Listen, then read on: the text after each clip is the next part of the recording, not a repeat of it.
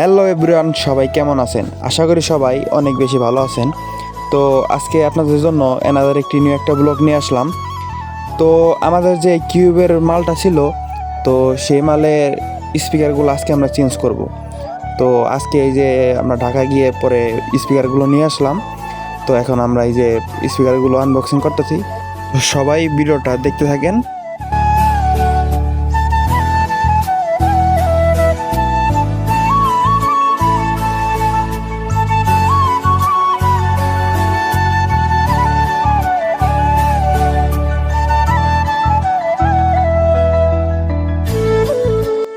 তো আজকে আমরা এই বডিতে যে স্পিকারটা ব্যবহার করব সেই স্পিকারটা হলো NR525। আর আজকে আমাদের যে ভাই বক্সটা ফিটিং করে দিচ্ছে সেটা হচ্ছে আমাদের জাহিদ ভাই। তো ওনার দোকান হচ্ছে কামরাঙ্গা চালান।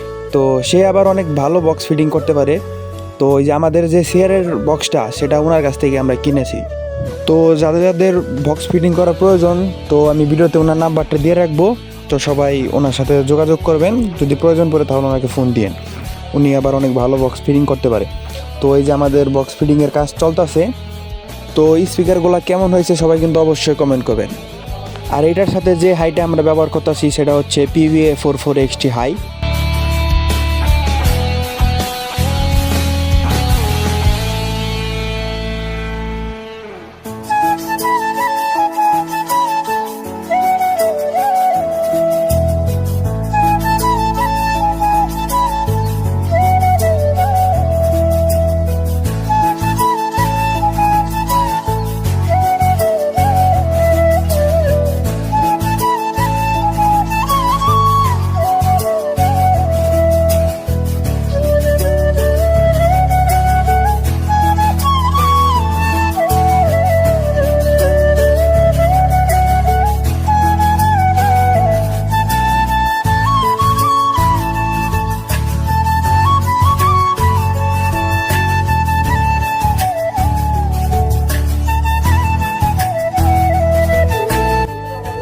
আর এটার সাথে যে ক্রসওভারটা আমরা ব্যবহার করতেছি সেটা হচ্ছে 6625।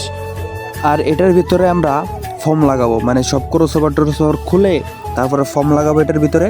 তো ফোম লাগানোর মূলত কারণটা হচ্ছে এটার ভেস কোয়ালিটিটা অনেক ভালো হবে। তো এর কারণে আমরা ফোম ইউজ করবো এটার ভিতরে। তো সবাই ভিডিওটা দেখতে থাকেন।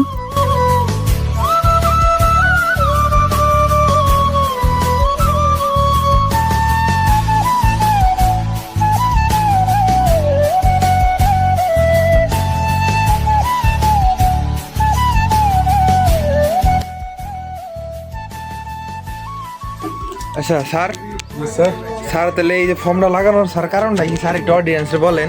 হোমরা লাগানোর কারণ হলো বেস কোয়ালিটি ভালো আসার জন্য, ঠিক আছে?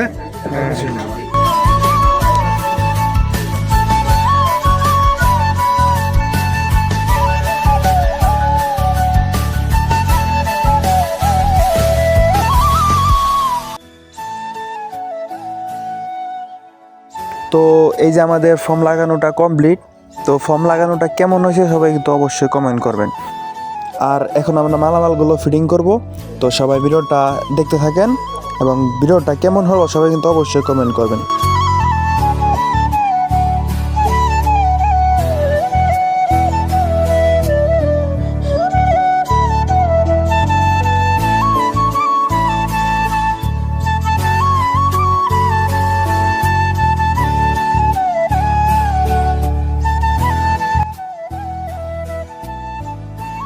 তো আমাদের মালামালগুলো প্রায় ফিটিং করা শেষ। তো এই যে এখন আমরা স্পিকারের নাটগুলো লাগাইতেছি। আর আমরা যে নাটগুলো ব্যবহার করছি সব এলিঙ্গি। তো বক্স ফিটিং করা কেমন হলো সবাই কিন্তু অবশ্যই কমেন্ট করবেন। তো রাত অনেক হয়ে যাওয়ার কারণে আমরা মালামালগুলো বাজিয়ে চেক করতে পারলাম না। তো চলেন সরাসরি আপনাদেরকে সাইডে গিয়ে একদম চেক করে শোনাই।